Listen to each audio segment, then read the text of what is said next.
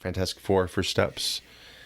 We got a huge trailer. The last trailer was a teaser. I was surprised we got so much information in that. Yeah, and man. It seemed like they should have left the secret that she was pregnant. Yeah. I think that would have played okay if they just would have left that a secret, because there's a lot of talk that the reason why they said we have lunch or dinner at 7 p.m. on the dot every day, I think that's a hidden piece within the film to kind of drag out Galactus. And there's some thoughts on that. The Silver Surfer, we all know, follows Galactus around, has a kind of a life debt, I guess. His bidding or something like that. And all that stuff. And we already touched on the fact that, the reason why it's a lady, but, there's that. I did like that we get a little bit more scene with that and the Human Torch, where he chases her. Which it really mimics Tim Story's second film. Yeah, it does in that way. I like that. There's a part, and I don't know if many people have caught on, where he's just like, I shouldn't have done that. I opened up a lot of worms, or I opened up a lot of worlds. Yeah, for their journey into space. Yeah. Yeah, and I think at the end of the movie we're going to see, and the thing that I've been hearing is that there's a pivotal scene within the film that Screen Rant, I guess, was on set that day, and when they're doing something, it has to overload the systems, and they believe now, what I'm hearing is that rips the thread in the time continuum where the multiverse opens up. Sure.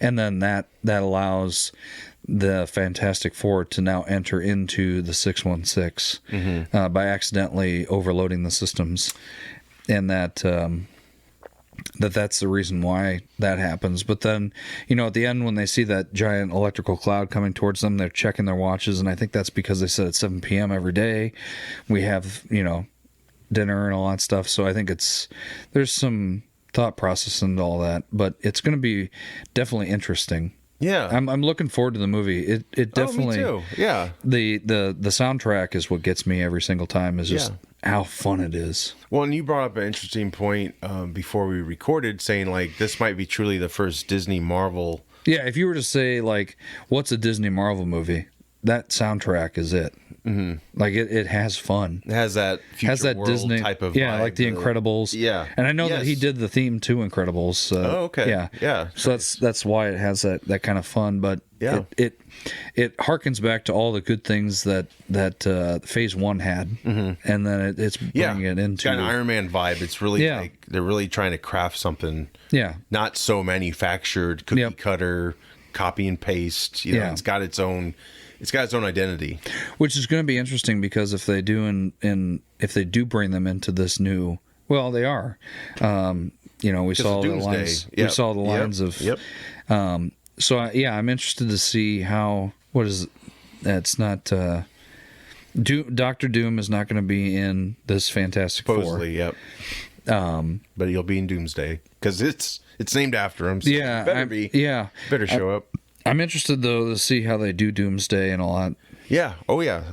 Same. Because they really need to get it right too, because they're just kind of so many characters. Well, and they're crap. They still have to regain the momentum. I think that Endgame set up a little bit, or I guess ended for a bit.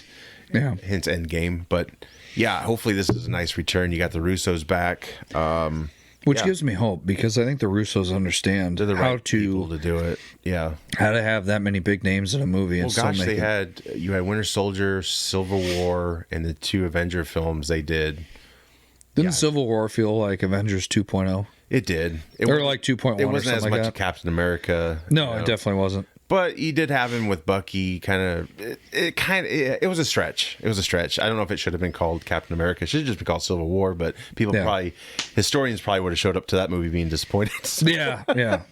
But yeah, Fantastic Four is coming out July 25th, and the whole Galactus thing, it makes me feel like that world will be destroyed or damaged pretty badly. He's like, that end credit to the trailer, he's walking through the streets. And that's the cool part, is that Galactus is as big as planet, and then he can shrink himself down. Yes. And I think we're going to see that. Better than a cloud. Yeah, and I like the fact that instead of just having him CGI, they actually use practical effects and an actual human to play Galactus. So that's why his face seems so human.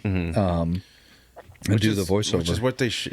Which is what they should have. What they should do. Right. Not just be a giant Just cloud. do camera tricks and all that. CG assist with some practical effects. But I'll say the first time we saw Thanos, the end of Avengers, I love that. That looked otherworldly. And yes, they did finally perfect Josh Brolin's Thanos, but I still think that look in that first Avengers was the best because the glowing eyes, it just looks so out of this world compared to, and it probably has some CG elements too, but it has some it had mostly practical elements. I like that they're bringing him back too as King Thanos.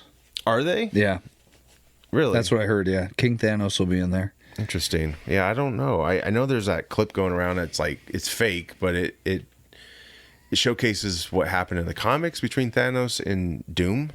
Doom rips his spine out. Oh yeah. But it's fake. It's done so well though. It's so convincing. A lot of this we're gonna get into in a minute. A lot of this. Isn't Doom considered one of the strongest bad guys though? Yeah, Lord Doom or something. I can't remember what his technical. I'm sure there's so many iterations. I'm the wrong person to answer that. But he needed. Yeah, he had some kind of power in the Tim Story Fantastic Four films, and then he got more powerful with the Silver Surfer board. But yeah, I don't know. There's a point in which he becomes the most powerful bad guy, right? And he goes up to Thanos and just rips out. That's in the comic. Yeah, and he rips someone out his actually spine. took that and made it happen, and it looks legit. It's crazy. I mean that not would real, be. But I mean, it's not Marvel real. Yeah, I would just be very interested in how they portray Doom come to power with, Robert Downey Jr. and all that stuff. Yeah.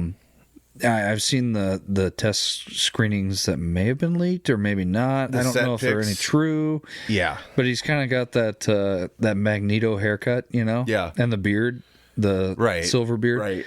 Which is interesting. I've never seen Doom without the mask. I haven't followed along, but from everybody that I hear is he's the most well written ultimate bad guy in the Marvel comics. And Thanos is just kind of he's a bad guy. Mm-hmm. He's afraid of Hulk half the time because he knows Hulk can put up with a fight with him pretty good. Yeah. And that's the one thing that really pissed me off is that fight that they had. Oh, I know. Yeah. And Hulk freaks out and shrinks down. Right. Yeah. That should have never happened. I'm not good enough. That should have been the one thing where it kind of ends in a draw. Yeah. And they both go their separate ways. Right. Yeah.